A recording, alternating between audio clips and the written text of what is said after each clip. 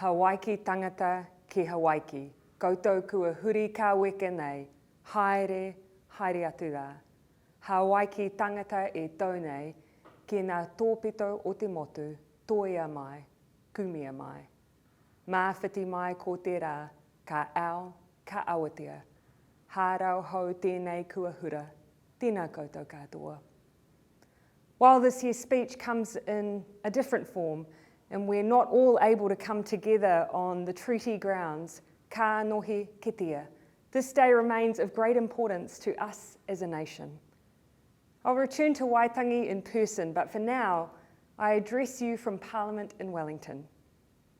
In previous speeches, you have heard me use the metaphor that Aotearoa will always have clouds to represent the challenges we need to overcome today and into the future. How we need to continue to use every opportunity to cross the bridge, te arawhiti, and join our two worlds. And how we need to work in partnership to improve outcomes for Māori and for all New Zealanders. While we always have more work to do, the mahi never ends, it is important to take time and reflect. We are a country that takes pride in our heritage, a small island nation in the Pacific with voyaging routes from both Hawaii and Europe. Across Aotearoa, there are stories of our arrival, stories of settlement, stories of conflict and of unity, of hope and hardship. These stories are our stories, and learning, sharing, and acknowledging these stories that trace back to many different shores is crucial to our connections to one another. I'm extremely proud that schools this year will have the resources available for them to teach New Zealand history in school. Too many of our previous generations missed out on this opportunity, but I look forward to the future where our tamariki come home and share with us the history of our country and the places where they live and grow.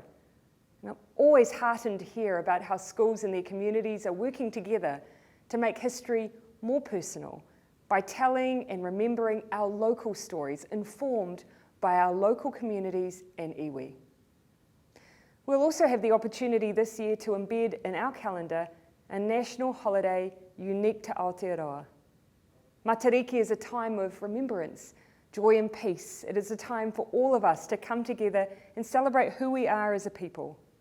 This is our Māori New Year, and it's only right we celebrate and learn more about Matariki later this year as our newest public holiday.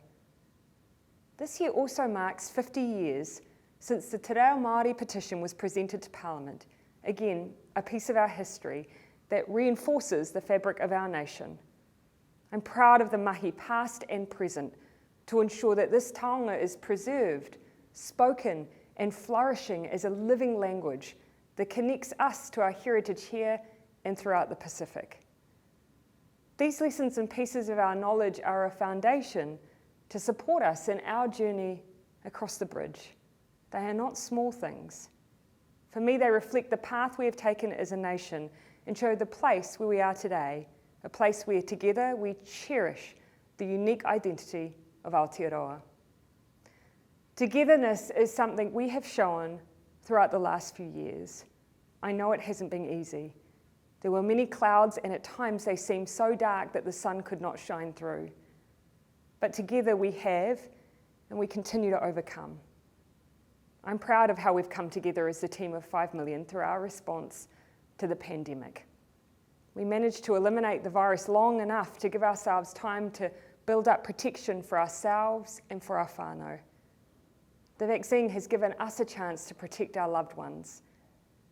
You may have heard Minister Kelvin Davis talk about his great-grandmother and all the unmarked graves of those who in Northland died during the influenza epidemic after World War I. This was a tragedy we could not bear to repeat, and that is why we have taken measures to protect the lives of our most vulnerable. We still have health provisions in place, and these mean we are not back to everyday life. Addressing you virtually shows that, but this is about protecting those we love. Minister Davis tells the story of his great-grandmother because it's the only story he has of her. Tragically, his whānau didn't get the gift of time with her. They didn't get to hear her stories, and his father didn't get to grow and learn from his grandmother.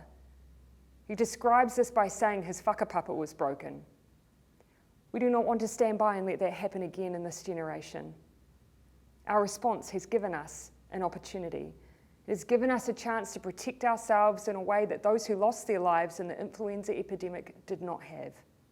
Together we've formed a barrier to save our stories and to protect our whakapapa. But please, the mahi is not done. We all have a duty to do everything we can to protect our communities with all the tools that science and medicine have given us. That is how we protect each other and our stories. These stories will form the next generation of New Zealand's history in schools. As a government, we know we have a responsibility to protect the most vulnerable, and we know in many cases that can be our Māori communities.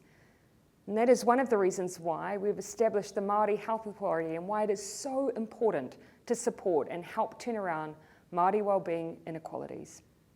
We want all New Zealanders to live longer and healthier lives, and that is why we're working hard to reform the health sector. COVID has shown we need a health sector that is responsive to community needs.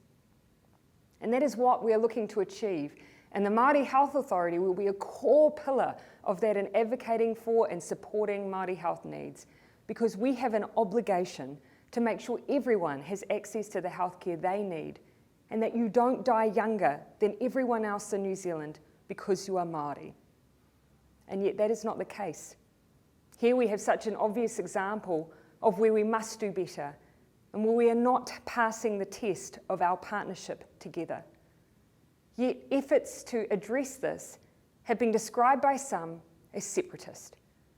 This statement ignores the reality that Māori die at twice the rate as non-Māori from cardiovascular disease. Māori tamariki have a mortality rate 1.5 times the rate found in non-Māori children. Māori are more likely to be diagnosed and die from cancer. And Māori die on average 7 years earlier than non-Māori. That is the problem that we have to address. And if we are going to make progress as a nation, we have to be willing to question practices that have resulted over and over in the same or even worse outcomes. Whether it's poverty, education, housing, or health, solutions are required, not labels, and not responses that say different policies for different communities is segregation.